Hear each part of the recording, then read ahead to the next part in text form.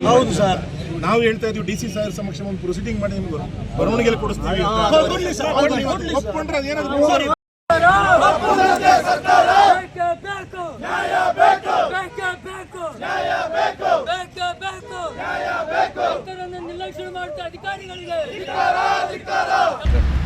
ಗೌರಿಬಿದನೂರು ನಗರದ ವಾಟದ ಹೊಸಹಳ್ಳಿ ಕೆರೆಯ ನೀರನ್ನ ಗೌರಿಬಿದನೂರು ನಗರಕ್ಕೆ ಹರಿಸ್ತಾ ಇರತಕ್ಕಂತಹ ಒಂದು ಕಾಮಗಾರಿಯನ್ನ ವಿರೋಧಿಸಿ ಇಂದು ಕೆರೆ ಅಚ್ಚುಕಟ್ಟುದಾರರ ಸಂಘ ಮತ್ತೆ ಪದಾಧಿಕಾರಿಗಳು ಹಾಗೂ ರೈತ ಸಂಘದವರು ಒಂದು ಹೋರಾಟವನ್ನು ನಡೆಸ್ತಾ ಇದ್ದಾರೆ.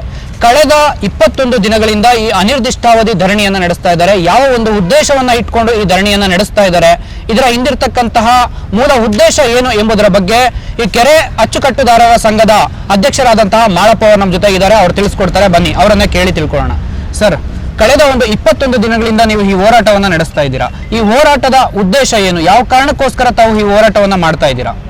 ಏನು ಉದ್ದೇಶ ಅಂದರೆ, ಈಗ ಕಳೆದ ಏಪ್ರಿಲ್ 2ನೇ ತಾರೀಕು ನಮ್ಮ ಈ ಸ್ಥಳೀಯ ಶಾಸಕರಾಗಿರ್ತಕ್ಕಂಥ KH ಪುಟ್ಟಸ್ವಾಮಿ ಗೌಡರು ನಗರಸಭೆಯಲ್ಲಿ ಒಂದು ಸಭೆ ಕರೆದಾಗ ಆ ಸಭೆಯಲ್ಲಿ ಒಂದು ಪ್ರಸ್ತಾಪ ಮಾಡ್ತಾರೆ. ನಗರಕ್ಕೆ, ಗೌರಿಬಿದನೂರು ನಗರಕ್ಕೆ ಸುಮಾರು 60ರಿಂದ 70 ಸಾವಿರ ಜನಸಂಖ್ಯೆ ಇರೋದರಿಂದ ಇಲ್ಲಿ ಕುಡಿಯೋ ನೀರಿಗೆ ಅಭಾವ ಆಗ್ತಾಯಿದೆ. ಹೊಸ ಈ ಅಭಾವವನ್ನು ನಾವು ತಡೆಗಟ್ಟಬೇಕಾದ್ರೆ ವಾಡಸಳ್ಳಿ ಕೆರೆಯಿಂದ ನಾವು ಕುಡಿಲಿಕ್ಕೆ ನೀರನ್ನು ತರ್ತೀವಿ ಅಂತ ಹೇಳಿಬಿಟ್ಟು ಒಂದು ಪತ್ರಿಕಾಗೋಷ್ಠಿಯಲ್ಲಿ ಅವರು ಮಾತಾಡ್ತಾರೆ. ಸೊ ಅದರ ವಿರುದ್ಧವಾಗಿ ನಾವು ಈ ಹೋರಾಟವನ್ನು ಹಮ್ಮಿಕೊಂಡಿದ್ದೀವಿ. ಕಾರಣ ಏನಪ್ಪ ಅಂದರೆ, ನಾವು ಆಂಧ್ರದ ಗಡಿಭಾಗದಲ್ಲಿರ್ತಕ್ಕಂಥ ನಮ್ಮ ಒಂದು ವಾಟರ್ ಸೋರ್ಸಲ್ಲಿ ಆ ಒಂದು ಕೆರೆ ಅಚ್ಚುಕಟ್ಟು, ಅದು ನೀರಾವರಿ ಸುಮಾರು 1700 ಹೆಕ್ಟೇರ್ ನೀರಾವರಿ ಇದೆ ಅದಕ್ಕೆ, ಆ ಕೆರೆಗೆ. ಜೊತೆಗೆ ಆ ಕೆರೆ ತುಂಬಿ ಕೋಡಿ ಹೋದರೆ ಸುಮಾರು ಅಂದರೆ 5 ಕೆರೆಗಳು, ನಕ್ಲಹಳ್ಳಿ ಕೆರೆ ಮತ್ತು ಮಣಿವಾಲ ಕೆರೆ, ಸಾದರ್ಲಹಳ್ಳಿ ಕೆರೆ, ಮುದಲೋಡು ಕೆರೆ, ಈ ಕೆರೆಗಳಿಗೆ ಕೂಡ ನೀರನ್ನು ಹೋಗಿ ಅಲ್ಲಿರ್ತಕ್ಕಂಥ ರೈತರು ಕೂಡ ಕೃಷಿ ಚಟುವಟಿಕೆ ಮಾಡಿ ಜೀವನ ಸಾಗಿಸ್ತಕ್ಕಂಥ ಒಂದು ಕೆರೆ ಅದು. ಯಾಕಂದರೆ ಇದು ಕೃಷಿ ಆಧಾರಿತ ಕೆರೆ. ಇದು ಮಳೆ ಬಿಟ್ಟರೆ ಬೇರೆ ಯಾವುದೇ ನದಿ ನಾಲೆ ಈ ಕೆರೆಗೆ ಇಲ್ಲ. ಸುಮಾರು ಒಂದು 5 ವರ್ಷಕ್ಕೂ 6 ವರ್ಷಕ್ಕೂ ಒಂದ್ಸಲ ವಿಪರೀತ ಮಳೆ ಆದಾಗ ನಮಗೆ ಗುಡಬಂಡೆ ಕೆರೆ ಒಂದಿದೆ ನಮ್ಮ ಅಡ್ಡಲಾಗಿ. ಗುಡಬಂಡೆ ಕೆರೆಯಲ್ಲಿ ಕೆರೆ ತುಂಬಿ ಕೋಡಿವಾದಂಥ ಸಂದರ್ಭದಲ್ಲಿ ಅದು ಅಕ್ಟೋಬರ್ 2ನೇ ತಾರೀಕು, ಪ್ರತಿ ವರ್ಷ ಅಕ್ಟೋಬರ್ 2ನೇ ತಾರೀಕು ಒಳಗಡೆ ಆ ಕೋಡಿವಾದಂಥ ಸಂದರ್ಭದಲ್ಲಿ ಆ ನೀರನ್ನು ನಮ್ಮ ಕೆರೆಗೆ ತುಂಬಿಸ್ಕೊತೀವಿ. ಆ ಒಂದು ಆದೇಶ ಕೂಡ ಇದು ಸುಮಾರು 400 ವರ್ಷಗಳ ಇತಿಹಾಸ ಇರ್ತಕ್ಕಂಥ ಕೆರೆ ಇದು. ಇದಕ್ಕೆ 1932ರಲ್ಲಿ ಮೈಸೂರು ಮಹಾರಾಜರು ಒಂದು ಆದೇಶವನ್ನು ಮಾಡಿರ್ತಾರೆ ನಮಗೆ. ಅಕ್ಟೋಬರ್ 2ನೇ ತಾರೀಕು ಗುಡಬಂಡೆ ಕೆರೆ ತುಂಬಿ ಕೋಡಿವಾದರೆ 2ನೇ ತಾರೀಕು ಮೇಲ್ಪಟ್ಟು ಆ ಕೋಡಿ ಹೋಗ್ತಕ್ಕಂಥ ನೀರನ್ನು ಈ ಕೆರೆ ಹೊಸಳ್ಳಿ ಕೆರೆಗೆ ಬಿಡಿ ಅಂತ ಹೇಳಿಬಿಟ್ಟು ಒಂದು ಆದೇಶ ಕೊಟ್ಟಿದ್ದಾರೆ. ಸೊ ಆ ಆದೇಶನ ಮುಂದಿಟ್ಕೊಂಡು ನಾವು ಹಲವಾರು ಹೋರಾಟಗಳು ಮಾಡಿ ನಾವು ಆ ಕೆರೆಯನ್ನು ತುಂಬಿಸ್ಕೊಳ್ತಾ ಇದ್ದೀವಿ. ಕಾರಣ ಏನಪ್ಪ ಅಂದರೆ, ನಮ್ಮದು ಒಂದು ಹಳ್ಳಿ ಜನ, ಬರೀ SC/ST ಜನಾಂಗ ಬಿಟ್ಟರೆ ಬೇರೆ ಜನ ಇಲ್ಲ ಅಲ್ಲಿ. ಒಂದನೇದು. ಎರಡನೇದು ಬಂದುಬಿಟ್ರೆ ಒಂದು ಅರ್ಧ ಎಕರೆ ಅಷ್ಟೇ ಜಮೀನಿರು, ಯಾರು 5 ಎಕರೆದು 10 ಎಕರೆ ದೊಡ್ಡ ರೈತರು ಯಾರೂ ಇಲ್ಲ.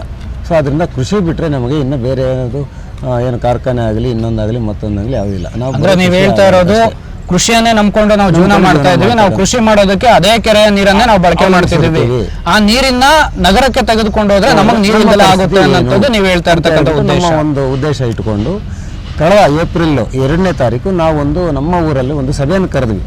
ಸಭೆಯಲ್ಲಿ ಕರೆದಾಗ ಅಲ್ಲಿರ್ತಕ್ಕಂಥ ಹಿರಿಯರಾಗ್ಬೋದು, ಇದ್ರ ಬಗ್ಗೆ ಸ್ವಲ್ಪ ಗೊತ್ತಿರ್ತಕ್ಕಂಥವರೆಲ್ಲ ಕರೆದು ಮಾತಾಡಿ, ನೋಡಪ್ಪ ಈಗ ಏನೋ ನಾವು ಅಲ್ಪ ಸ್ವಲ್ಪ ಜೀವನ ಮಾಡಿಕೊಂಡು ನಾವು ಜೀವನ ಸಾಗಿಸ್ತಾ ಇದ್ವಿ. ಯಾಕಂದರೆ ಇವಾಗ ಸರ್, ಒಬ್ಬ ರೈತ ಜೀವನ ಮಾಡಬೇಕಂದ್ರೆ ತುಂಬ ಕಷ್ಟ ಆಗ್ತಾಯಿದೆ. ಈಗ ವ್ಯವಸಾಯ ಮಾಡಲಿಕ್ಕೆ ಕೂಡ ಅನಾನುಕೂಲ ಆಗ್ತಾಯಿದೆ. ಸಮಯಕ್ಕೆ ಸರಿಯಾಗಿ ಮಳೆ ಬರಲ್ಲ, ಸಮಯಕ್ಕೆ ಸರಿಯಾಗಿ ಗೊಬ್ಬರ ಸಿಗಲ್ಲ, ಬಿತ್ತನೆ ಬೀಜ ಕಳಪೆ ಬೀಜ ಬರ್ತಾಯಿದೆ, ರಸಗೊಬ್ಬರ ಇದು ಏನು ಔಷಧಿಗಳು ನೋಡಿದ್ರೆ ಅದು ಕೂಡ ಕಳಪೆ ಆಗ್ತಾಯಿದೆ. ಸೊ ಪಾಪ ಅಷ್ಟು ಕಷ್ಟಪಟ್ಟು ರೈತ ಇವತ್ತು ಬೆಳೆ ಬೆಳೆದ ಆ ರೈತ ಬೆಳೆ ಮಾರ್ಕೆಟಿಗೆ ತಂದರೆ ಸರಿಯಾದಂಥ ಒಂದು ಮಾರ್ಕೆಟ್ ಬೆಲೆ ಸಿಗ್ತಾ ಇಲ್ಲ, ಮಾರ್ಕೆಟ್ ವ್ಯವಸ್ಥೆ ಇಲ್ಲ. ಇಂಥ ಸಂದರ್ಭದಲ್ಲಿ ಅಲ್ಪ ಸ್ವಲ್ಪ ನಾವು ಜೀವನ ಮಾಡ್ತಕ್ಕಂಥ ಸಂದರ್ಭದಲ್ಲಿ ಇವರು ಏಕಾಏಕಿ ನಾನು ಆ ಒಂದು ಕೆರೆಯನ್ನು ಯಾವುದೇ ಒಂದು ಪರ್ಯಾಯ ವ್ಯವಸ್ಥೆ ಕಲ್ಪಿಸದೆ, ಯಾವುದೇ ಒಂದು ರೈತರ ಒಂದು ಹಿತಾಸಕ್ತಿಯನ್ನು ಅವರಲ್ಲಿ ಕೇಳದೆ, ಅವರನ್ನು ಕೂಡಿಸಿ ಚರ್ಚೆ ಮಾಡದೆ ಇವತ್ತು ಏಕಾಏಕಿ ಅವರು ನಗರಸಭೆಯಲ್ಲಿ ಒಂದು ಪ್ರಸ್ತಾಪವನ್ನು ಮಾಡ್ತಾರೆ.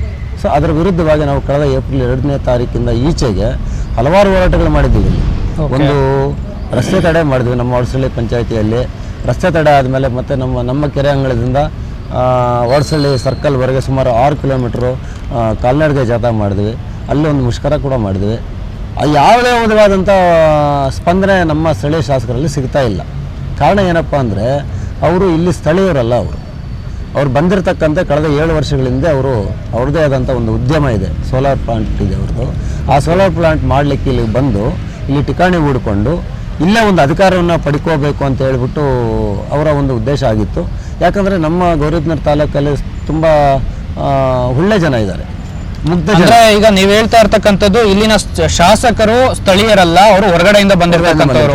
ಇಲ್ಲಿನ ರೈತರ ಬಗ್ಗೆ ಅವ್ರಿಗೆ ಕಿಂಚಿತ್ತು ಈ ಕ್ಷೇತ್ರದ ಜ್ಞಾನ ಇಲ್ಲ, ಕ್ಷೇತ್ರದ ಬಗ್ಗೆ ಅವರಿಗೆ ಅರಿವಿಲ್ಲ, ಆದ್ರಿಂದ ಈ ರೀತಿಯ ನಿರ್ಧಾರವನ್ನು ತೆಗೆದುಕೊಂಡಿದ್ದಾರೆ ಅಂತ ತಾವು ಹೇಳ್ತಾ ಇದ್ದೀರಾ. ನಾಯಕತ್ವ ಮಾಡ್ಕೊಂಡು ಅಂದ್ರೆ ಈಗ ನೀವು ಇಷ್ಟೆಲ್ಲ ಹೋರಾಟಗಳನ್ನ ಮಾಡ್ಕೊಂಡು ಬಂದ್ರಲ್ವಾ, ರಸ್ತೆ ತಡೆ ನಡೆಸಿದ್ರಿ, ನಿನ್ನೆ ತಾನೇ ನೀವು ತಾಲೂಕು ಆಫೀಸ್ಗೆ ಜಾನುವಾರುಗಳನ್ನ ತಗೊಂಡ್ ಬಂದು ಮುತ್ತಿಗೆ ಹಾಕುವಂತ ಕೆಲಸ ಮಾಡಿದ್ರಿ. ಕಳೆದ ಒಂದು 21 ದಿವಸಗಳಿಂದ ಇದೇ ಜಾಗದಲ್ಲೇ ಕುಳಿತುಕೊಂಡು ಧರಣಿಯನ್ನು ಸಹ ಮಾಡ್ತಾ ಇದ್ದೀರಾ. ಈ ಜಾಗಕ್ಕೆ ಏನಾದ್ರು ನಿಮ್ಮ ಶಾಸಕರು ಬಂದಿದ್ರಾ ಅಥವಾ ನಿಮ್ಮ ಮನವಿಯನ್ನ ಏನಾದ್ರು ಅವ್ರು ಸ್ವೀಕರಿಸಿದ್ರ, ಹೇಗೆ? ನೋಡಿ, ಕಳೆದ ಒಂದು 27ನೇ ತಾರೀಕು ಅವರು ಸಡನ್ ಆಗಿ ನಾವು ಇಷ್ಟೊಂದು ಹೋರಾಟ ಮಾಡ್ತಾ ಇದ್ದೀವಿ, ಸಂಬಂಧಪಟ್ಟ ಜಿಲ್ಲಾಧಿಕಾರಿಗಳಿಗಾಗ್ಬೋದು, ಇರಿಗೇಷನ್ ಡಿಪಾರ್ಟ್ಮೆಂಟ್ಗಾಗ್ಬೋದು, ಶಾಸಕರಿಗಾಗ್ಬೋದು, ಸ್ಥಳೀಯ ತಾಲೂಕು ಆಡಳಿತ ತಹಸೀಲ್ದಾರ್ಗಾಗ್ಬೋದು, ಮತ್ತು ನಮ್ಮ ಉಸ್ತುವಾರಿ ಸಚಿವರಾಗಿರ್ತಕ್ಕಂಥ ಸುಧಾಕರ್ಗಾಗ್ಬೋದು, MP K ಸುಧಾಕರ್ ಆಗ್ಬೋದು, ಮತ್ತು ನಗರಾಭಿವೃದ್ಧಿ ಸಚಿವರಾಗಿರ್ತ ಬೈರತಿ ಸುರೇಶ್ ಅಣ್ಣವ್ರಿಗಾಗ್ಬೋದು, ಹಲವಾರು ಬಾರಿ ಒಬ್ಬೊಬ್ಬರಿಗೆ 2 ಸಲ 3 ಸಲ ಮನವಿಗಳನ್ನು ಕೊಟ್ಟಿದ್ದೀವಿ. ನಮ್ಮ ಮನವಿ ಏನಂದರೆ ಅವರು ಕನಿಷ್ಠವಾಗಿ ಕೂಡ ಸೌಜನ್ಯಕ್ಕಾದರೂ ಆ ಒಂದು ನಾವು ಕೊಟ್ಟಿರ್ತಕ್ಕಂಥ ಮನವಿಗೆ ಒಂದು ರಿಪ್ಲೈ ಬರಬೇಕಲ್ಲ. ನಿಮ್ದೊಂದು ಮನವಿ ಬಂದರೆ ಈಗ ಅದ್ರ ಬಗ್ಗೆ ಚರ್ಚೆ ಆಗ್ತದೆ ನೋಡೋಣ ಅಂತ ಹೇಳ್ಬಿಟ್ಟು ಸೌಜನ್ಯಕ್ಕಾದರೂ ಅವರು ಇದುವರೆಗೂ ಆ ಥರ ಮಾತಾಡಿಲ್ಲ. ಕಳೆದ 24ನೇ ತಾರೀಕು ಅವರು ಏಕಾಏಕಿ ಗುದ್ದಲಿ ಪೂಜೆ ಮಾಡಲಿಕ್ಕೆ ತಯಾರಿ ಮಾಡಿಕೊಂಡ್ರು. ಸೊ ನಾವು ಸುಮ್ಮನೆ ಇರೋಕ್ಕಾಗಲ್ವಲ್ಲ. ನಮ್ಮ ಭಾಗದ ರೈತರೆಲ್ಲ ಸೇರಿಬಿಟ್ಟು ಸುಮಾರು ಒಂದು 400ರಿಂದ 500 ಜನ ಅಲ್ಲಿಂದ ಬಂದು ಇಲ್ಲೇ ಸ್ಥಳೀಯ ವೇಮನ ಸರ್ಕಲ್ ಹತ್ರ ನಾವು ಒಂದು ಧರಣಿ ಮಾಡಿದ್ವಿ. ಅವತ್ತು ಕೂಡ ಪೊಲೀಸನ ಬಳಕೆ ಪಡ್ಕೊಂಡು 144 ಸೆಕ್ಷನ್ ಜಾರಿಗೆ ತಂದು ನಮ್ಮನ್ನೆಲ್ಲ ಅರೆಸ್ಟ್ ಮಾಡಿ ಎಲ್ಲ ಒಂದು ಕಡೆ ಕೂಡಾಗಿ ಸಂಜೆ 6 ಗಂಟೆವರೆಗೂ ನಮ್ಮನ್ನು ಬಿಡಲಿಲ್ಲ. ಅವತ್ತು ಕೂಡ ಮತ್ತೆ ಅವತ್ತು ಅಲ್ಲಿ ಒಂದು ಸ್ಥಳೀಯ ಗುದ್ದಲಿ ಪೂಜೆಗೆ ಬರ್ತಿರ್ತಕ್ಕಂಥ ಮಾನ್ಯ MP ಸುಧಾಕರ್ ಅವ್ರಿಗೂ ಕೂಡ ಅವರು ಪಾಪ ವೇದಿಕೆ ಹತ್ರ ನಮ್ಮನ್ನು ಕರೆಸಿ ನಮ್ಮ ಒಂದು ಮನವಿಯನ್ನು ಕೂಡ ಸ್ವೀಕಾರ ಮಾಡಿದ್ರು. ಸ್ವೀಕಾರ ಮಾಡಿ ಏನು ಹೇಳಿದ್ರು, ಸರ್ ನಮ್ಮ ಇದೇನಂದರೆ ನಮ್ಮದು ಒಂದು ವಿಷಯ ಆದಿರ್ತಾ, ನಮ್ಮದು ಮಳೆ ಆದಿರ್ತಾ ಕೆರೆ, ಅಲ್ಲಿರ್ತಕ್ಕಂಥ ಭಾಗದ ಜನರು ಕೃಷಿ ಮತ್ತು ಹೈನುಗಾರಿಕೆ ಬಿಟ್ಟರೆ ಬೇರೆ ಏನಿಲ್ಲ ಆಧಾರ. ನಾವೇನು ಹೇಳ್ತಾ ಇದ್ದೇವೆ, ನಗರಕ್ಕೆ ನಾವು ನೀರು ಬಿಡಲ್ಲ ಕುಡಿಲಿಕ್ಕೆ ಅಂತ ಹೇಳ್ತಾ ಇಲ್ಲ, ನಾವು ಬಿಡ್ತೀವಿ.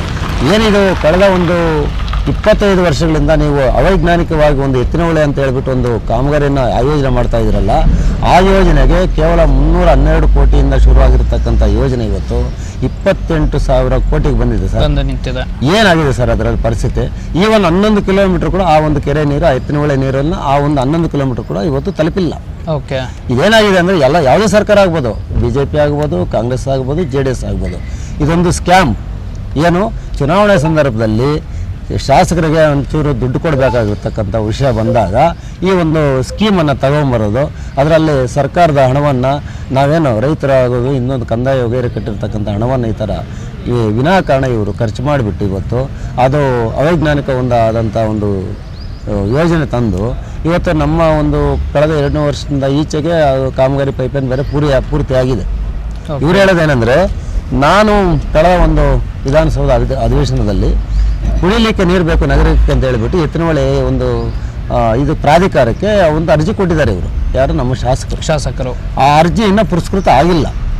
ಪುರಸ್ಕೃತ ಆಗದೇನೆ ಇವತ್ತು ಅಮೃತ್ 2 ಯೋಜನೆಯಲ್ಲಿ ಕೇಂದ್ರ ಸರ್ಕಾರದಿಂದ 50%, ರಾಜ್ಯ ಸರ್ಕಾರದಿಂದ 40% ಮತ್ತು ಸ್ಥಳೀಯ ಸಂಸ್ಥೆಗಳಿಂದ 10% ಅಂತ ಹೇಳ್ಬಿಟ್ಟು ಏನು ಕುಡಿಲಿಕ್ಕೆ ನೀರಿನ ವ್ಯವಸ್ಥೆ ಮಾಡಬೇಕಂತ ಹೇಳ್ಬಿಟ್ಟು ತಂದಿರತಕ್ಕಂಥ ಒಂದು ಹಣವನ್ನು ಇವತ್ತು ಸುಮಾರು ಒಂದು 70 ಕೋಟಿ ಹಣವನ್ನು ಇವರು ಯಾವುದೇ ಒಂದು ಪರ್ಯಾಯ ವ್ಯವಸ್ಥೆ ಕಲ್ಪಿಸೋದು ನಾವು ಇನ್ನಷ್ಟೊಂದು ಹೋರಾಟ ಮಾಡಿದ್ರು ಕೂಡ ಅವರು ಏಕಾಏಕಿ ಆ ನೀರಿನ ತರಲಿಕ್ಕೆ ಮಾತ್ರ ಕಾಮಗಾರಿನ ಶುರು ಮಾಡಲಿಕ್ಕೆ ತಯಾರಿ ಮಾಡಿದ್ದಾರೆ.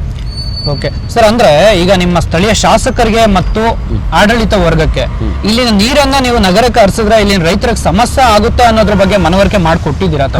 ಖಂಡಿತ ಹಲವಾರು ಬಾರಿ ಚರ್ಚೆಗಳಾಗಿದೆ, ಸಭೆಗಳು ಕರೆದಿದ್ದೀವಿ, ಹಲವಾರು ಸಭೆ. ಅವರೇ ಕೂಡ ಒಂದ್ಸಲ ನಮ್ಮ ಒಂದು ಭಾಗಕ್ಕೆ ಬಂದುಬಿಟ್ಟು ಅಲ್ಲೇ ಕೂತ್ಕೊಂಡು ಅಲ್ಲೇ ಚರ್ಚೆ ಮಾಡಿದ್ರು.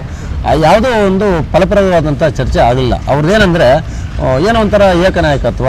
ಅವರಿಗೆ ಸ್ಥಳೀಯ ಸಮಸ್ಯೆಗಳ ಬಗ್ಗೆ, ಈ ಕ್ಷೇತ್ರದಲ್ಲಿರ್ತಕ್ಕಂಥ ಸ್ಥಳೀಯ ಸಮಸ್ಯೆಗಳ ಬಗ್ಗೆ, ಸಾಧಕ ಬಾಧಕಗಳ ಬಗ್ಗೆ ಅವರಿಗೆ ಅರಿವಿಲ್ಲ. ಅವ್ರೇನಾಗ್ತಾ ಇದ್ದಾರೆ ಅಂದರೆ ಏನೋ ಒಂದು ಧೋರಣೆ ತಗೊಂಡು ಅವ್ರದ್ದೇ ಆದಂಥ ನಿಲುವಲ್ಲಿ ಯಾರೋ ಒಬ್ಬರು ಅವರ ಜೊತೆ ಇರ್ತಾರಲ್ಲ, ಅವರ ಒಂದು ಮಾತನ್ನು ಕೇಳಿಕೊಂಡು ಅವರು ಈ ಒಂದು ಆ ಯೋಜನೆಗೆ ಕೈ ಹಾಕಿದ್ದಾರೆ. ಇದು ತಪ್ಪು ಅಂತ ಹೇಳ್ಬಿಟ್ಟು ನಮ್ಮ ಭಾವನೆ. ಸರ್, ಈಗ ಕೊನೆಯದಾಗಿ ನಿಮ್ಮ ಬೇಡಿಕೆ ಏನಿದೆ ಸರ್? ಆ ಕೆರೆಗೆ ಬೇರೆ ಮೂಲದಿಂದ ನೀರನ್ನ ಹರಿಸಿ ನಂತರ ಇವರು ಕೆರೆಯ ನೀರನ್ನ ನಗರಕ್ಕೆ ತಗೊಂಡೋಗ್ಲಿ ಅನ್ನುವಂಥದ್ದ, ಅಥವಾ ನಾವು ಆ ಕೆರೆ ನೀರನ್ನೇ ನಾವು ನಗರಕ್ಕೆ ಕೊಡೋದೇ ಇಲ್ಲ ಅನ್ನುವಂಥದ್ದು ಏನಾದ್ರು ಬೇಡಿಕೆ ಏನಾದ್ರು ಇದೆಯಾ ನಿಮ್ದು? ಖಂಡಿತ ನಾವು ನಗರಕ್ಕೆ ನೀರು ಕೊಡೋದಿಲ್ಲ ಅಂತ ನಮ್ದು ಎಲ್ಲೂ ಹೇಳೇ ಇಲ್ಲ. ನಾವು ಕಳೆದ 1 ವರ್ಷ 6 ತಿಂಗಳಿಂದ ಏನು ಹೇಳ್ತಾ ಇದ್ವಿ ಅಂದರೆ, ಮೊದಲನೇ ಪಾಯಿಂಟಲ್ಲೇ ನಾವು ಅದನ್ನ ಹೇಳ್ತಾ ಇದ್ವಿ, ಸರ್ ಯಾವುದೇ ಕಾರಣಕ್ಕೂ ನಗರಕ್ಕೆ ನಾವು ನೀರು ಕೊಡಲ್ಲ ಅಂತ ನಾವು ಖಂಡಿತವಾಗಿ ಹೇಳೋದಿಲ್ಲ. ಆದರೆ ತಾವೇನು ಯಾವ ಎತ್ತಿನಹೊಳೆ ಪೈಪ್ಲೈನಲ್ಲಿ ನೀವು ನೀರು ತರ್ತೀರಿ ಅಂತ ಹೇಳ್ತಾ ಇದ್ರಲ್ಲ, ಈಗಾಗಲೇ ಎತ್ತಿನಹೊಳೆ ಪ್ರಾಜೆಕ್ಟ್ ಕಂಪ್ಲೀಟ್ ಆಗಿಬಿಟ್ಟು 2 ವರ್ಷ ಆಗಿದೆ. ಅದಕ್ಕೆ ಸಂಬಂಧಪಟ್ಟ ಇಲಾಖೆಯವ್ರ ಹತ್ರ ನಾವು ಮಾಹಿತಿ ಕೂಡ ತಗೊಂಡಿದ್ವಿ. ಆ ಮಾಹಿತಿ ಕೂಡ ಸ್ಥಳೀಯ ಶಾಸಕರಿಗೆ ನಾವು ರವಾನೆ ಮಾಡಿದ್ದೀವಿ, ಪತ್ರ ಮುಖೇನ ಕೂಡ ಕೊಟ್ಟಿದ್ದೀವಿ, ಇದ್ರ ಬಗ್ಗೆ ನೋಡಿ ಚರ್ಚೆ ಮಾಡಿ ಅಂತ. ಅವ್ರು ಏನಾಗ್ತಾ ಇದೆ ಅಂದರೆ, ಅವ್ರದೇ ಆದಂಥ ಧೋರಣೆ. ಅವರು ಎತ್ತಿನಹೊಳೆಯಲ್ಲಿ ಸರ್ ಈಗ ಸಾಧ್ಯವಾದಷ್ಟು ನನಗೆ ತಿಳಿದ ಮಟ್ಟಿಗೆ ಈಗ ಅವರೇ ಹೇಳ್ತಾ ಇದ್ದಾರೆ, ನಮ್ಮ ಸಿದ್ದರಾಮಯ್ಯ ಅವರು ಹೇಳ್ತಾ ಇದ್ದಾರೆ, ಮೊನ್ನೆ ಮುಗಿದ್ರಳು ಇನ್ನು 2025ವರೆಗೂ ನೀರು ಬರಲ್ಲ ಅಂತ ಇದ್ದಾರೆ. 25 ಆಗ್ಬೋದು, 27 ಆಗ್ಬೋದು, ಅದಕ್ಕೆ ನಮ್ಮ ಥರ ಇಲ್ಲ. ನಾವೇನೇ ಹೇಳ್ತಾ ಇದ್ದೀವಿ ಅಂದರೆ, ಈಗೇನು ನಾವು ಈಗ ನೀವು ನೀರನ್ನು ತರಲಿಕ್ಕೆ ನಮ್ದೇನು ಅಭ್ಯಂತರ ಇಲ್ಲ. ಜೊತೆಗೆ ನಾವೇನು ಹೇಳ್ತಾ ಇದ್ದೀವಿ, ಈಗ ಆಗಿರ್ತಕ್ಕಂಥ ನೀವು ಪೈಪ್ಲೈನ್ ಕಾಮಗಾರಿ ಮಾಡ್ತಾ ಇದ್ದೀರಲ್ಲ, ಅಲ್ಲಿಂದ ನೀರು ತರಲಿಕ್ಕೆ ಈಗ ಅದೇ ಪೈಪ್ಲೈನನ್ನು ಈಗ ಎತ್ತಿನಹೊಳೆ ಪೈಪ್ಲೈನ್ ನೀವು ಇಲ್ಲಿಂದ ಪರ್ಟಿಕ್ಯುಲರ್ ಜಾಗದಿಂದ ಕೆರೆಗೆ ಹಾಕ್ಬೇಕಂತಿದ್ದೀರಲ್ಲ, ಸೊ ಆ ಪೈಪ್ಲೈನ್ ಕೂಡ ನೀವು ಇದ್ರ ಜೊತೆಗೆ ಶುರು ಮಾಡಿ ಆ ಕಾಮಗಾರಿನ ಇದರಲ್ಲಿ ಮಾಡಿ, ನಮಗೊಂದು ನಂಬಿಕೆ ಬರುತ್ತೆ. ಯಾಕಂತ ಹೇಳಿ ಈ ಮಾತನ್ನು ಹೇಳ್ತಾ ಇದ್ದೀವಿ ಅಂದರೆ, ಈಗ ಆಲ್ರೆಡಿ ಎತ್ತಿನಹೊಳೆ ಕಾಮಗಾರಿ ಹಲವಾರು ನೀರಾವರಿ ತಜ್ಞರಿದ್ದಾರೆ, ಹಿರಿಯರಿದ್ದಾರೆ, ಎಲ್ಲರ ಬಾಯಲ್ಲಿ ಏನು ಬರ್ತಾ ಇದೆ, ಇದು ಬರೀ ಹಣದ ಹೊಳೆಯದು, ಎತ್ತಿನ ಹೊಳೆ ಅಲ್ಲ, ಹಣದ ಹೊಳೆ, ಹಣವನ್ನು ಹರಿಸ್ತಕ್ಕಂಥ ಹೊಳೆ ಅಷ್ಟೇ ಬಿಟ್ಟರೆ ಸರ್, ಅಲ್ಲೂ ಕೂಡ ನಾನು 2 ಸಲ ನಾನು ಆ ಭಾಗಕ್ಕೆ ಹೋಗಿದ್ದೀನಿ. ಅದು ಕೇವಲ 1 ಕುಂಟೆ ಅಂತಾರೆ, ಅದು ಒಂದು 5 ಕುಂಟೆ 6 ಕುಂಟೆ ಇದೆ. ಅದು ಕೂಡ ಪಶ್ಚಿಮ ಘಟ್ಟಗಳಲ್ಲಿ ಮಳೆ ಬಂದಾಗ ಮಾತ್ರ ಅಲ್ಲಿ ನೀರು ತುಂಬುತ್ತೆ. ಅಲ್ಲೂ ಕೂಡ ಆ 5 ಕುಂಟೆಗಳಿಂದ ಸೇರಿಕೊಂಡ್ರೆ ಕನಿಷ್ಠ ಅಂದರೆ 4 ರಿಂದ 5 TMC ನೀರು ಮಾತ್ರ ಬರುತ್ತೆ. ಈಗ ಆಗಿರ್ತಕ್ಕಂಥ ಪ್ರಾಜೆಕ್ಟಲ್ಲಿ 24 TMC ನೀರು ಬೇಕಾಗುತ್ತೆ ನಮಗೆ. ಸೊ 24 TMC ನೀವು ಎಲ್ಲಿಂದ ತರ್ತಾ ಇದ್ದೀರಿ? ಈಗ ಅಲ್ಲಿ ಬರ್ತಾ ಇಲ್ಲ. ಪಶ್ಚಿಮ ಘಟ್ಟಗಳಿಂದ ಬರ್ತಕ್ಕಂಥ ನೀರು ಅದು ನದಿನೂ ಅಲ್ಲ, ನಾಲೆನೂ ಅಲ್ಲ. ಸೇಮ್ ನಮ್ಮ ಕೆರೆ ಹೆಂಗೆ ಮಳೆ ಆಧಾರಿತ ಕೆರೆ ಆಗಿದೋ ಅವು ಕೂಡ ಮಳೆ ಆಧಾರಿತ ನೀರನ್ನೇ ಅವಲಂಬಿತ ಆಗಿರ್ತಕ್ಕಂಥ. ಯಾಕೆ ಈ ಥರ ಜಾಣ ಕೊಡ್ತಾನ ಇವ್ರು ಮಾಡ್ತಾ ಇದ್ದಾರೆ ಅಂತ ನಮಗಂತ ಅರ್ಥ. ರಾಜ್ಯ ಸರ್ಕಾರಕ್ಕೂ ನಾನು ಪ್ರಶ್ನೆ ಮಾಡ್ತಾ ಇದ್ದೀನಿ ಅದನ್ನು. ಸೊ ನಾನು ಹೇಳ್ತಾ ಇದ್ದೇನೆ ಅಂದರೆ, ನೀವು ತನ್ನಿ ಬೇಡ ಅನ್ನಲ್ಲ. ಅವ್ರೇನು ಹೇಳಿದಂದರೆ, ನಾನು ಎತ್ತಿನಹೊಳೆ ನೀರನ್ನು ತಂದು ಅದರಲ್ಲಿ ಅರ್ಧದಷ್ಟನ್ನು ಮಾತ್ರ ನಿಮಗೆ ಬಿಟ್ಟು ಇನ್ನು ಅರ್ಧ ಮಾತ್ರ ನಾನು ತೊಗೊಂಬರ್ತೀನಿ ಅಂತ ಇದ್ದಾರೆ. ಆ ಕಾಮಗಾರಿ ಶುರು ಮಾಡಿ ನೀವು ಮೊದಲು. ಯಾಕಂದರೆ ಈಗ ಆಗಿರ್ತಕ್ಕಂಥ ಪೈಪ್ಲೈನ್ ಪ್ರಾಜೆಕ್ಟ್ ಕಂಪ್ಲೀಟ್ ಆಗಿ 2 ವರ್ಷ ಆಗಿದೆ, ಅದರಲ್ಲೇ ನೀರು ಬರ್ತಾ ಇಲ್ಲ. ನಮ್ಗೆ ಹೆಂಗೆ ನಂಬಿಕೆ ಬರುತ್ತೆ? ಒಂದನೇ ಸರ್. ಎರಡನೇದು ಬಂದುಬಿಟ್ಟು ಆ ಒಂದು ನಮ್ಮ ಮೈನರ್ ಇರಿಗೇಷನ್ ಇದೆಯಲ್ಲ, ಸಣ್ಣ ನೀರಾವರಿ ಇಲಾಖೆಯಿಂದ ಇವರೇನು ಹೇಳ್ತಾ ಇದ್ದಾರೆ ಅಂದರೆ, 282 MCFT ನೀರನ್ನು ನಾವು ಆ ಕೆರೆಗೆ ಬಿಡ್ತೀವಿ ಅಂತ ಹೇಳ್ತಾ ಇದ್ದಾರೆ. ಅಮೃತ 2 ಯೋಜನೆಯಲ್ಲಿರ್ತಕ್ಕಂಥ ಇಂಜಿನಿಯರ್ಗಳು ಏನು ಹೇಳಿದ್ದಾರೆ ಅಂದರೆ, ಆ ಕೆರೆಯ ಸಾಮರ್ಥ್ಯ 282 TMC ಇರ್ತಕ್ಕಂಥ ಸಾಮರ್ಥ್ಯ ಆ ಕೆರೆಗಿದೆ ಅಂತ ಹೇಳ್ಬಿಟ್ಟು ಆ ಕೆರೆಯನ್ನು ನಾವು ಆಯ್ಕೆ ಮಾಡಿದ್ದೀವಿ ಅಂತ ಹೇಳ್ತಾ ಇದ್ದಾರೆ. ಅದೇ ಈಗ ಸಣ್ಣ ನೀರಾವರಿ ಇಲಾಖೆಯವರು ಕೂಡ ನಮಗೊಂದು ದಾಖಲೆ ಕೊಟ್ಟಿದ್ದಾರೆ. ಆ ಕೆರೆಯಲ್ಲಿರ್ತಕ್ಕಂಥ ಸಾಮರ್ಥ್ಯ ಇವಾಗ ಕಮ್ಮಿ ಆಗಿದೆ. ಕಾರಣ ಏನಪ್ಪ ಅಂದರೆ, 30% ಹೂಳು ತುಂಬಿದೆ. ಹೂಳನ್ನು ತೆಗೆದಾಗ ಮಾತ್ರ 282 MCFT ನೀರು ಇರಿಸುತ್ತೆ ಅಂತ ಹೇಳ್ಬಿಟ್ಟು ಸಣ್ಣ ನೀರಾವರಿ ಇಲಾಖೆಯವರು ಕೂಡ ನಮಗೊಂದು ದಾಖಲೆ ಕೊಟ್ಟಿದ್ದಾರೆ. ಆ ದಾಖಲೆಯನ್ನು ಕೂಡ ಸಂಬಂಧಪಟ್ಟ ಇಲಾಖೆಗೆ ಕೊಟ್ಟಿದ್ದೀವಿ, ಸ್ಥಳೀಯ ಶಾಸಕರಿಗೂ ಕೊಟ್ಟಿದ್ವಿ, ಉಸ್ತುವಾರಿ ಸಚಿವರಿಗೂ ಕೊಟ್ಟಿದ್ವಿ, ನಗರಾಭಿವೃದ್ಧಿ ಸಚಿವರಿಗೂ ಕೊಟ್ಟಿದ್ವಿ. ಅದ್ರ ಬಗ್ಗೆ ಯಾಕೆ ಚಕಾರ ಇರ್ತಾ ಇಲ್ಲ ತಾವು? ಏನು 70 ಕೋಟಿ ಬಂದಿದೆ, 70 ಕೋಟಿ ಹಣವನ್ನು ನೀವು ನುಂಗ್ಲಿಕ್ಕೆ ತಯಾರಾಗಿದೆ ಅಂತ ನಾವು ನಮ್ಮ ಒಂದು ಮಾತು. ಇದು ತಪ್ಪಲ್ವ ಸರ್? ಇದು ಖಂಡಿತ ಸರ್. ಈಗ ಕೊನೆಯದಾಗಿ ನಿಮ್ಮ ಈ ಹೋರಾಟಕ್ಕೆ ಸ್ಥಳೀಯ ಶಾಸಕರು ಅಥವಾ ಆಡಳಿತ ವರ್ಗ ಸ್ಪಂದಿಸಲಿಲ್ಲ ಅಂದ್ರೆ ಮುಂದಿನ ದಿನಗಳಲ್ಲಿ ನಿಮ್ಮ ಹೋರಾಟ ಯಾವ ರೀತಿ ಇರುತ್ತೆ ಸರ್? ಇವಾಗ ಏನು ನಾವು ಕಳೆದ 21 ದಿವಸದಿಂದ ನಾವು ಈ ಹೋರಾಟ ಮಾಡ್ತಾ ಇದ್ದೀವಿ. ಈ ಜಾಗಕ್ಕೆ ಸ್ಥಳೀಯ ಶಾಸಕರು ಮಾತ್ರ ಬರ್ತಾ ಇಲ್ಲ.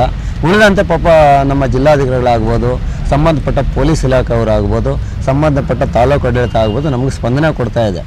ಏನಾಗ್ತಾ ಇದೆ ಅಂದರೆ, ಅವರಲ್ಲೇ ಅಧಿಕಾರ ಇಲ್ವಲ್ಲ ಸರ್, ಅವರದೇ ಆದಂಥ ಒಂದು ವ್ಯಾಪ್ತಿಯಲ್ಲಿ ಅಧಿಕಾರ ಇರುತ್ತೆ. ಅವ್ರದ್ದೇನು ಪತ್ರ ರವಾನೆ ಮಾಡ್ಬೋದು ಅಷ್ಟೇ. ನಮ್ಮ ಬಂದು ಸಮಸ್ಯೆಗಳನ್ನು ಕೇಳ್ತಾರೆ, ನಾವು ಸಮಸ್ಯೆಗಳೆಲ್ಲ ಅವ್ರಿಗೆ ಮಂದಟ್ಟು ಮಾಡ್ತೀವಿ, ಅದನ್ನು ಮೇಲಾಧಿಕಾರಿಗೆ ತಿಳಿಸ್ತೀವಿ, ಸಂಬಂಧಪಟ್ಟ ಇಲಾಖೆಗೆ ಕಳಿಸ್ತೀವಿ ಅಂತ ಹೇಳ್ಬಿಟ್ಟು ಹೋಗ್ತಾರೆ. ಸೊ ಇದು ಪರಿಹಾರ ಆಗಲ್ವಲ್ಲ. ಅದಕ್ಕೋಸ್ಕರ ಸ್ಥಳೀಯ ಶಾಸಕರು ಯಾವುದೇ ಕಾರಣಕ್ಕೂ ಇದುವರೆಗೂ ಇಲ್ಲಿಗೆ ಬಂದಿಲ್ಲ. ನಮ್ಮ ಉದ್ದೇಶ ಏನಂದರೆ, ಅವ್ರದ್ದೇ ಒಂದೊಂದು ನಿಲುವಾದಂಥ ಧೋರಣೆ, ಅವರಿಗೆ ಈ ನಮ್ಮ ಕ್ಷೇತ್ರದ ಬಗ್ಗೆ ಅರಿವಿಲ್ಲ ಅಂತ ಹೇಳ್ಬಿಟ್ಟು ನಮಗೆ ಮನದಟ್ಟಾಗಿದೆ. ಅಲ್ಲಿಗೂ ಕಡೆ ಲಾಸ್ಟ್ ಟೈಮ್ ಕೂಡ ನಾವು ಒಂದ್ಸಲ ಸಭೆ ಕರೆದಾಗ ಜಿಲ್ಲಾಧಿಕಾರಿಗಳ ಹತ್ರ ಚರ್ಚೆ ಕೂಡ ಮಾಡಿದ್ದೀವಿ. ಸರ್, ಅವ್ರಿಗೆ ಅರಿವಿಲ್ಲ ನಮ್ಮ ಬಗ್ಗೆ, ಈ ಒಂದು ಕ್ಷೇತ್ರದ ಬಗ್ಗೆ. ನಾವೇ ಒಂದು ಸಲಹೆ ಕೊಡ್ತೀವಿ. ಅವ್ರಿಗೆ ಕೇಳಿದ್ರು, ಪಾಪ ಇದಕ್ಕೇನಾದರೂ ಒಂದು ಅಂತಿಮ ಮಾಡ್ರಿ ರೈತರೇ, ಯಾಕಂದರೆ ಹೋರಾಟ ನಿರಂತರವಾಗಿ ಮಾಡ್ಕೊತಾ ಹೋದರೆ ನಿಮಗೂ ಸಮಸ್ಯೆ ಆಗುತ್ತೆ, ನಮಗೂ ಸಮಸ್ಯೆ ಆಗುತ್ತೆ. ಯಾಕಂದರೆ ನಾವೆಲ್ಲ ವ್ಯವಸಾಯ ಮಾಡ್ತಕ್ಕಂಥವ್ರು. ಬೆಳಿಗ್ಗೆ ಹಾಲು ಕರಿಬೇಕು, ಸಂಜೆ ಹಾಲು ಕರಿಬೇಕು, ಆ ಮೇವು ಹಾಳು ಮೂಳೆಲ್ಲ ತಂದು ಹಾಕಿ ಇವೆಲ್ಲ ಮಾಡ್ಕೊಂಡು ಇಲ್ಲಿ ಕನಿಷ್ಠ ಒಂದು 20-30 ಜನ ಬಂದು ಇಲ್ಲಿ ಕೂಡಬೇಕಾಗುತ್ತೆ. ಸೊ ಇವೆಲ್ಲ ಇರೋದ್ರಿಂದ ಅವರೊಂದು ಇದಕ್ಕೇನಾದರೂ ಒಂದು ಅಂತಿಮವಾಗಿ ಸಲಹೆ ಕೊಡಿ ಅಂತ ಹೇಳಿದ್ರು. ಅವಾಗ ಕೂಡ ನಾನು ಮಾತಾಡಿದ್ದೀನಿ ಸರ್, ಶಾಸಕರ ನಾಯಕತ್ವದಲ್ಲಿ ತಾವು ಬನ್ನಿ, ಜಿಲ್ಲಾಧಿಕಾರಿಗಳು ಬನ್ನಿ, ಉಸ್ತುವಾರಿ ಸಚಿವರು ಬರಲಿ, ಸಾಧ್ಯವಾದ ನಗರಾಭಿವೃದ್ಧಿ ಸಚಿವರು ಬರಲಿ, ಈ ಸ್ಥಳೀಯಲ್ಲಿ ಇರ್ತಕ್ಕಂಥ ಇನ್ನೂ ಮಾಜಿ ಶಾಸಕರಿದ್ದಾರೆ, ಇನ್ನು ಬಿ ಜೆ ಪಿಯಲ್ಲಿರ್ತಕ್ಕಂಥ ರಘುನಾಥ್ ರೆಡ್ಡಿ ಅವರಿದ್ದಾರೆ, ಕಾಂಗ್ರೆಸ್ಸಲ್ಲಿ ಮಾಜಿ ಶಾಸಕ ಶಿವಶಂಕರ್ ರೆಡ್ಡಿ ಅವರಿದ್ದಾರೆ, ಮತ್ತು JDS ZP ಮೂರ್ತಿ ಅವರಿದ್ದಾರೆ, HP ಮಂಜುನಾಥ್ ಅವರಿದ್ದಾರೆ, ಅವರು ಮಾಜಿ ಜಿಲ್ಲಾ ಪಂಚಾಯತಿ ಅಧ್ಯಕ್ಷರಾಗಿದ್ದರು, ಕೇಶವ ರೆಡ್ಡಿ ಅವರು ಮಾಜಿ ಜಿಲ್ಲಾ ಪಂಚಾಯತಿ ಅಧ್ಯಕ್ಷರು, ವ್ಯಾಮರ್ ರೆಡ್ಡಿ ಮತ್ತು ರಾಮಕೃಷ್ಣ ರೆಡ್ಡಿ ಅನ್ನೋರು ಹಲವಾರು ಜನ ಇದ್ದಾರೆ ಸರ್. ಈ ಒಂದು ಕ್ಷೇತ್ರದ ಬಗ್ಗೆ ಗೊತ್ತಿರತಕ್ಕಂಥವ್ರು ತುಂಬ ಜನ ಇದ್ದಾರೆ. ಮೊನ್ನೆ ಈಗ ತಮಗೆ ಗೊತ್ತಿರ್ಬೋದು, ಕೆಂಪರಾಜ್ ಅಂತ ಹೇಳ್ಬಿಟ್ಟು ಅವರು ಒಬ್ಬ ಸ್ವತಂತ್ರ ಅಭ್ಯರ್ಥಿ ಬಂದಿದ್ದರು ಸರ್. ನಮ್ಮ ಬಗ್ಗೆ ಅವ್ರಿಗೆ ತುಂಬ ಒಳ್ಳೆಯವರು, ಯುವಕರವರು. ಅವರು ನಾವು ಕೇಳಿದ ತಕ್ಷಣ ನಮಗೆ ಸ್ಪಂದನೆ ಕೊಟ್ಟು ಅವರದೇ ಆದಂಥ ಒಂದು ಸದಸ್ಯತ್ವ ಇದೆ, ಅವ್ರದ್ದೇ ಆದಂಥ ಒತ್ತಿದೆ. ಅವರು ಕೂಡ ಮೊನ್ನೆ ಪತ್ರಿಕೆಗಳಿಗೆ ಕೊಟ್ಟಿದ್ದಾರೆ, ಇದು ಅವೈಜ್ಞಾನಿಕವಾಗಿ ಮಾಡ್ತಾ ಇದ್ದೀರಾ, ನಿಮಗೆ ಇದು ಗೊತ್ತಾಗ್ತಾ ಇಲ್ಲ, ಅರಿವಾಗ್ತಾ ಇಲ್ಲ, ಆ ಭಾಗದ ರೈತರಿಗೆ ಅನ್ಯಾಯ ಆಗುತ್ತೆ, ಇದನ್ನು ದಯವಿಟ್ಟು ಬೇರೆ ಥರ ನೀವು ಸರಿಸ್ಪಡಿಸಲಿ ಅಂತ ಹೇಳ್ಬಿಟ್ಟು ಕೂಡ ಅವ್ರು ಹೇಳಿದ್ದಾರೆ. ಸೊ ಅವರು ಕೂಡ ನಮ್ಮ ಜೊತೆ ಇವತ್ತು ಹೋರಾಟದಲ್ಲಿದ್ದಾರೆ. ಯಾಕೆ ಬಂದಿದ್ದಾರೆ ಅಂದರೆ ಇವರೆಲ್ಲನೂ ನಮ್ಮ ಹೋರಾಟ ನಿಯತ್ತಾಗಿದೆ, ನಮ್ಮ ಹೋರಾಟದಲ್ಲಿ ನ್ಯಾಯ ಇದೆ, ನಾವು ಕೇಳಿರ್ತಕ್ಕಂಥ ಬೇಡಿಕೆಗಳನ್ನ ಈಡೇರಿಸ್ಬೋದು ಅನ್ನೋ ಒಂದು ಉದ್ದೇಶ ಅವ್ರಿಗಿದೆ. ಆದ್ದರಿಂದ ಈಗ ನಗರ ಭಾಗದಲ್ಲೇ ಅಲ್ಲ ಸರ್, ಈ ನಮ್ಮ ಕ್ಷೇತ್ರದಲ್ಲಿರ್ತಕ್ಕಂಥ ಸಂಘಟನೆಗಳಾಗ್ಬೋದು, ಪ್ರತಿಯೊಬ್ಬ ರೈತರು ಹಿರಿಯರಾಗಬಹುದು, ಎಲ್ಲರೂ ನಮ್ಮ ಒಂದು ಹೋರಾಟದಲ್ಲಿ ನಮಗೆ ಕೈ ಜೋಡಿಸಿದ್ದಾರೆ ಇವಾಗ. ಈ ಹೋರಾಟ ಇಲ್ಲಿವರೆಗೂ ಬಂದಿದೆ ಅಂದರೆ ಇವತ್ತೇನೋ ನಾವು ಕಾದು ನೋಡ್ತೀವಿ. ಈಗ ನಿನ್ನೆ ಬೇರೆ ಜಾನುವಾರುಗಳದ್ದು ಒಂದು ಇದಾಯಿತು, ಧರಣಿ ಆಯಿತು, ಮುಷ್ಕರ ಆಯಿತು, ಮತ್ತು ನಮ್ಮ ಜಿಲ್ಲಾಧಿಕಾರಿಗಳು ನಮ್ಮನ್ನು ಕರ್ಕೊಂಡು ಹೋಗ್ಬಿಟ್ಟು ಅಲ್ಲೇ ಒಂದು ಸಭೆ ಮಾಡಿದ್ರು. ಆ ಸಭೆಯಲ್ಲಿ ಕೂಡ ಸರ್ ತಾವು ನಂಬ್ತಿರೋ ಬಿಡ್ತಿರೋ ಅಲ್ಲಿ ಬಂದಿರತಕ್ಕಂಥ ಎತ್ತಿನಹೊಳೆ ಇಂಜಿನಿಯರ್ಸ್ ಆಗಲಿ, ಅಮೃತ 2 ಯೋಜನೆ ಇಂಜಿನಿಯರ್ಸ್ ಆಗಲಿ, ಅವರು ನಮ್ಮ ಜಿಲ್ಲಾಧಿಕಾರಿಗಳು ಕೇಳ್ತಕ್ಕಂಥ ಕ್ವಶನ್ಗೆ ಅವ್ರ ಹತ್ರ ಉತ್ತರ ಸಿಗಲಿಲ್ಲ ಸರ್. ಅವ್ರು ಕೇಳ್ತಾ ಇದ್ದಾರೆ, ಏನಪ್ಪ ಇವರು ಸಣ್ಣ ನೀರಾವರಿಯವರು ಈ ಒಂದು ಕೆರೆಗೆ ಸಾಮರ್ಥ್ಯ ಇಲ್ಲ ಅಂತ ಕೊಟ್ಟಿದ್ದಾರಲ್ಲ, ಇದ್ರ ಬಗ್ಗೆ ನಿಮ್ಗೇನು ಅರಿವಿದೆ ಅಂದರೆ ನಮಗೆ ಗೊತ್ತಿಲ್ಲ. ನೀವು ಆ ಕೆರೆನೇ ಯಾಕೆ ಆಯ್ಕೆ ಮಾಡಿದ್ರಿ, ಪರ್ಯಾಯವಾಗಿ ಇನ್ನೊಂದು ಕೆರೆ ಇತ್ತಲ್ಲ ಯಾಕೆ ಮಾಡಲಿಲ್ಲ ಅಂದರೆ ನಮಗೆ ಗೊತ್ತಿಲ್ಲ. ಇವರೆಲ್ಲ ಯಾವ ಮಟ್ಟದಲ್ಲೇ ಇದ್ದಾನೆ ಸರ್, ಹಣ ಹಣ ಹಣ, ದುಡ್ಡಿದ್ರೆ ಏನು ಬೇಕಾದರೂ ಮಾಡ್ಬೋದು ಸರ್. ನೀವು ನಂಬ್ತಿರಬೇಕು. ನಾನು ಇನ್ನೂ ಒಂದು ಹೆಜ್ಜೆ ಮುಂದೆ ಒಂದು ಮಾತಾಡ್ತೀನಿ. ಪ್ರತಿಯೊಬ್ಬರು ಕೂಡ ಇವರು ಹಣ ಕೊಟ್ಟಿದ್ದಾರೆ ಸರ್. ನಮ್ಮ ಸ್ಥಳೀಯ ಶಾಸಕರಾಗಿರ್ತಕ್ಕಂಥವ್ರು ಪ್ರತಿಯೊಬ್ಬರದನ್ನ ಹಣದಲ್ಲೇ ಇವ್ರನ್ನ ವಂಚನೆ ಮಾಡಿ ಇದು ಮಾಡ್ತಂದೆ. ಅಧಿಕಾರಿಗಳನ್ನೇ ಹಣ ಕೊಟ್ಟು ಕೇವಲ ನಾವೆಲ್ಲ 100ರಿಂದ 150 ಜನ ಇದ್ದೇವೆ. 500 ಜನ ಪೊಲೀಸ್ ಸಿಬ್ಬಂದಿ ಅವಶ್ಯಕತೆ ಇತ್ತಾ? ಒಬ್ಬ ಅಡಿಷನಲ್ SP, 3 ಜನ DYSPಗಳು, 4 ಜನ ಸರ್ಕಲ್ ಇನ್ಸ್ಪೆಕ್ಟರ್ಗಳು, 10 ಜನ ಇನ್ಸ್ಪೆಕ್ಟರ್ಗಳು, 250 ಜನ ಪೊಲೀಸ್ ಅವಶ್ಯಕತೆ ಇತ್ತಾ? ಇದೆಲ್ಲ ಯಾರು ಸರ್ ದುಡ್ಡು? ಎಷ್ಟು ಖರ್ಚಾಗಿರುತ್ತೆ ಸರ್? ಈಗ ನೋಡಿ, ಇಲ್ಲೊಂದು ರಿಸರ್ವ್ ವ್ಯಾನ್ ಬರ್ತಾ ಇದೆ ಸರ್, ಕಳೆದ 21 ದಿವಸದಿಂದ. ಅವಶ್ಯಕತೆ ಇದೆಯಾ? ನಾವೇನು ಕ್ರಿಮಿನಲ್ಸಾ? ಇಲ್ಲ ನಾವೇನು ಪಾಕಿಸ್ತಾನದಿಂದ ವಲಸೆ ಬಂದಿದ್ದೇವಾ? ಏನು ನಮಗೆ ಇಷ್ಟೊಂದು ಬಂದೋಬಸ್ತ್ ಕೊಡಬೇಕಾದಂಥ ಅವಶ್ಯಕತೆ ಏನಿದೆ? ಇದು ತಪ್ಪಲ್ವ ಸರ್? ಇದು ಶಾಸಕರಿಗೆ ಗೌರವ ಗಂಟೆ ಬೇಕು ಅಂದರೆ ನಾವು ಹೇಳಿದ್ದೀವಿ, ಸರ್ವಪಕ್ಷ ಸಭೆ ಅಂತ ಕರೀರಿ ಸರ್, ಅಲ್ಲಿ ಕುತ್ಕೊಳ್ಳಿ, ಅವ್ರದ್ದೇ ನಾಯಕತ್ವ ಬರುತ್ತೆ. ಈಗೇನು ಅವ್ರ ಮೇಲೆ ಎಲ್ಲ ಏನು ಎಷ್ಟು ಜನ ನಿಷ್ಠೂರ ಮಾಡಿ ಅವ್ರನ್ನೆಲ್ಲ ಕರೀರಿ, ವಿಶ್ವಾಸಕ್ಕೆ ತಗೊಳ್ಳಿ. ಕ್ಷೇತ್ರದ ಬಗ್ಗೆ ನೋಡಪ್ಪ, ನನಗೆ ಅಧಿಕಾರ ಕೊಟ್ಟಿದ್ದಾರೆ 5 ವರ್ಷ, ನಾನು ಶಾಸಕನಾಗಿ ನಿಮ್ಮ ಒಂದು ಮನವಿನ ನಿಮ್ಮ ಒಂದು ಸಲಹೆ ಸೂಚನೆ ನಮಗೆ ಬೇಕಾಗುತ್ತೆ. ನೀವೆಲ್ಲ ಒಂದು ಸಲಹೆ ಕೊಡಿ, ನಾವೊಂದು ಸರದಾರಿಗೆ ತರೋಣ, ಇದು ಶಾಶ್ವತವಾದಂಥ ಒಂದು ಇದನ್ನು ನಾವು ನಗರಕ್ಕೆ ನೀರನ್ನು ಶಾಶ್ವತವಾದಂಥ ಒಂದು ಯೋಜನೆಯನ್ನು ತರೋಣ ಅಂತ ಹೇಳಿಬಿಟ್ಟು ಅವ್ರನ್ನೆಲ್ಲ ವಿಶ್ವಾಸಕ್ಕೆ ತಗೊಂಡು ಮಾಡ್ಬೋದಲ್ಲ. ಇನ್ನೂ ನೋಡಿ ಸರ್, ಯಾರು ಒಪ್ಪದೇ ಇಲ್ಲ, ಇನ್ನೂ 3 ವರ್ಷ ನೀವೇ ಶಾಸಕರಾಗಿರ್ತೀರ, ಇನ್ನೂ ಹಲವಾರು ನೀವು ಜನಪರ ಕಾರ್ಯಕ್ರಮಗಳು ಮಾಡಬೇಕಾಗುತ್ತೆ. ಆ ಥರ ಇದ್ದಾಗ ಇವಾಗಲೇ ನೀವು ಈ ಥರ ಒಂದು ಸಮಸ್ಯೆನ ತಂದು ಇಟ್ಕೊಂಡು ನೀವು ಯಾವುದೇ ಕಾರಣಕ್ಕೂ ಮೊನ್ನೆ ಕೂಡ ಇಲ್ಲಿ ಬಂದಿದ್ದಾರೆ, ಯಾವುದೋ ಕೃಷ್ಣ ಜಯಂತಿಗೆ ಬಂದಿದ್ದಾರೆ, ಏನು ಸೌಜನ್ಯಕ್ಕಾಗಲಿಲ್ಲ ಸರ್. ಒಂದು 30-40 ಜನ ಇಲ್ಲಿ ಕೂತ್ಕೊಂಡಿದ್ದೀವಿ, ನಾವು ಧರಣಿ ಮಾಡ್ತಾ ಇದ್ದೀವಿ, ಹಂಗೆ ಬಂದರು ಹಂಗೆ ಹೋದರು. ಓಕೆ, ಯಾರು ಬಂದು ನಿಮ್ಮ ಕಷ್ಟ ಸುಖ ಏನು ಮಾತಾಡಿಲ್ಲ ಸರ್, ಇದುವರೆಗೇನು ಮಾತಾಡಿಲ್ಲ. ಕಾರಣ ಏನಾದ್ರೆ ಅವರು ನಮ್ಮ ಬಗ್ಗೆ ಅವರು ಅಪಪ್ರಚಾರ ಮಾಡ್ತಾರೆ, ನಮ್ಮ ಬಗ್ಗೆ ಘೋಷಣೆಗಳು ಕೂಗ್ತಾರೆ. ಹೌದು ಸರ್, ಯಾಕೆ ಸರ್ ಘೋಷಣೆ ಕೂಗಬಾರ್ದು? ನಮಗೆ ಅಧಿಕಾರ ಇಲ್ವಾ? ನಿಮ್ಗೆ 5,000 ಓಟ್ ನಗರ ಹೋಬಳಿಯಲ್ಲಿ ನಿಮ್ಗೆ 5,000 ಮೆಜಾರಿಟಿ ಓಟ್ ಕೊಟ್ಟಿದ್ದೀವಲ್ಲ, ಹೆಂಗೆ ಬಂತು ಮೆಜಾರಿಟಿ ಓಟ್ ನಿಮಗೆ? ಮನೆ ಯಜಮಾನ ಮನೆ ಕೆಲಸದಾಳ ಮೇಲೆ ಕೋಪ ಮಾಡ್ಕೋಬೋದು ಸರ್. ಕೆಲಸದಾಳ ತಪ್ಪು ಮಾಡ್ತಾನೆ, ತಪ್ಪು ಮಾಡಿದ್ರೆ ಸರ್ದಾರಿಗೆ ತಗೋಬೇಕು, ಅವನ ಸಮಸ್ಯೆ ಆಲಿಸ್ಬೇಕು. ಏನಪ್ಪ ನೀನು ಟೈಮ್ ಸರಿಯಾಗಿ ಊಟ ಬಂತ, ಟೈಮ್ ಸರಿಯಾಗಿ ಕಾಫಿ ಬಂತ, ನೀವು ಟೈಮಿಗೆ ಕೂಲಿ ಕೊಟ್ಟಿದ್ದಾರಾ? ನೀವು ಕೇಳಬೇಕಲ್ಲ. ಕೂಲಿ ಆಳು ಏನು ಮಾಡ್ತಾನೆ? ಕೂಲಿ ಆಳು ಗಲಾಟೆ ಮಾಡ್ತಾನೆ, ಕೆಲಸ ಮಾಡ್ತಾನೆ, ಕೂಲಿ ಕೇಳ್ತಾನೆ. ನೀವು ಕೂಲಿ ಕೊಡ್ತಕ್ಕಂಥ ದಣಿ ನೀನು ಮುನಿಸ್ಕೊಂಡು ಅವನ ಮೇಲೆ ಕೋಪ ಮಾಡ್ಕೊಂಡ್ರೆ ಅವನೇನು ಮಾಡ್ತಾನೆ ಸರ್? ಇದು ತಪ್ಪಲ್ವ ಸರ್? ಇದು ಎಸ್ ವೀಕ್ಷಕರೇ, ಇದಿಷ್ಟು ವಾಟದ ಹೊಸಹಳ್ಳಿ ಕೆರೆ ಅಚ್ಚುಕಟ್ಟುದಾರರ ಸಂಘದ ಅಧ್ಯಕ್ಷರ ಮಾತು. ಅವ್ರು ಏನು ಹೇಳ್ತಿದ್ದಾರೆ ಅಂತಂದ್ರೆ, ನಾವು ಕೆರೆಯ ನೀರನ್ನ ಯಾವುದೇ ಕಾರಣಕ್ಕೂ ನಗರಕ್ಕೆ ಕೊಡೋದಿಲ್ಲ ಅನ್ನೋ ಮಾತನ್ನ ನಾವು ಹೇಳ್ತಾ ಇಲ್ಲ. ಕೆರೆಯ ನೀರನ್ನ ನಾವು ನಗರಕ್ಕೆ ಕೊಡೋದಕ್ಕೆ ಸಿದ್ಧ ಇದ್ದೇವೆ. ಆದರೆ ನಮ್ಮ ಕೆರೆಯನ್ನ ನಂಬಿಕೊಂಡು ಸುತ್ತಮುತ್ತಲಿನ 10 ಹಳ್ಳಿಯ ಜನರು ಜೀವನವನ್ನ ನಡೆಸ್ತಾ ಇದ್ದಾರೆ. ಅಂತವರ ಒಂದು ವ್ಯವಸಾಯಕ್ಕೆ ತೊಂದರೆ ಆಗುತ್ತೆ, ವ್ಯವಸಾಯ ಮಾಡೋದಕ್ಕೆ ನೀರು ಇಲ್ದಲೇ ಆಗುತ್ತೆ. ಆ ಕೆರೆಗೆ ಪರ್ಯಾಯ ಒಂದು ಮಾರ್ಗವನ್ನು ಹುಡುಕಿ ಅದರಿಂದ ನೀರನ್ನು ತೆಗೆದುಕೊಳ್ಳೋದಕ್ಕೆ ಶಾಸಕರು ಸ್ಪಂದಿಸಬೇಕಿತ್ತು. ಆದರೆ ಇಲ್ಲಿನ ರೈತರನ್ನ ಕಡೆಗಣಿಸಿ ಅವರ ಒಂದು ಸ್ವಂತ ಒಂದು ಇದರಿಂದ ಅವರು ನೀರನ್ನ ಇಲ್ಲಿಂದ ತೆಗೆದುಕೊಂಡು ಹೋಗ್ಲಿಕ್ಕೆ ಸಿದ್ಧತೆಯನ್ನ ಮಾಡ್ಕೊಂಡಿದ್ದಾರೆ ಅನ್ನುವಂಥದ್ದನ್ನ ಹೇಳ್ತಾ ಇದ್ದಾರೆ. ಮುಂದಿನ ದಿನಗಳಲ್ಲಿ ಈ ಹೋರಾಟ ಯಾವ ಹಂತಕ್ಕೆ ಹೋಗಿ ನಿಲ್ಲುತ್ತೆ, ಸ್ಥಳೀಯ ಶಾಸಕರು ಈ ಹೋರಾಟಕ್ಕೆ ಒಂದು ಮನ್ನಣೆಯನ್ನ ಕೊಡ್ತಾರಾ ಹೇಗೆ ಅನ್ನೋದನ್ನ ಕಾದು ನೋಡಬೇಕಿದೆ.